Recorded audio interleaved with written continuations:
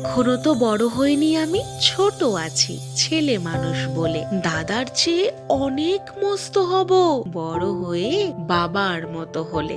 দাদা তখন পড়তে যদি না চায়, পাখির ছানা পোষে কেবল খাঁচায়, তখন তারে এমনি বকে দেব, বলবো তুমি চুপটি করে পড়ো, বলবো তুমি ভারী দুষ্টু ছেলে। যখন হব বাবার মতো বড়, তখন নিয়ে দাদার খাঁচাখানা ভালো ভালো পুষবো পাখির ছানা। 10:30 যখন যাবে বেজে, নাবার জন্য করব না তো তারা। ছাতা একটা ঘাড়ে করে নিয়ে চটি পায়ে বেরিয়ে আসবো পাড়া। গুরুমশাই দাওয়া এলে পরে চৌকি এনে দিতে বলবো ঘরে। তিনি যদি বলেন, খোকা দেরি হচ্ছে, সিলেট কোথা, বসে পড়া করো, আমি বলবো, খোকা তো আর নেই, হয়েছি যে বাবার মতো বড়। গুরুমশাই শুনে তখন কবে, বাবু মশাই আসি এখন তবে।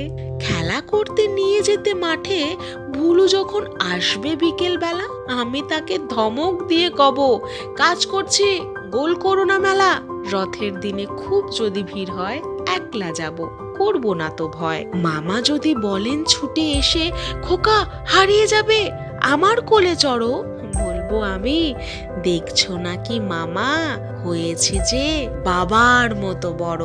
দেখে দেখে মামা বলবে, তাই তো, খোকা আমার সে খোকা আর নাই তো। আমি যেদিন প্রথম বড় হব, মা সেদিনে গঙ্গা স্নানের পরে আসবে যখন খিড়কি দুয়ার দিয়ে, ভাববে কেন গোল শুনিনে ঘরে। তখন আমি চাবি খুলতে শিখে যত ইচ্ছে টাকা দিচ্ছি ঝিকে। মা দেখে তাই বলবে তাড়াতাড়ি, খোকা তোমার খেলা কেমন তর।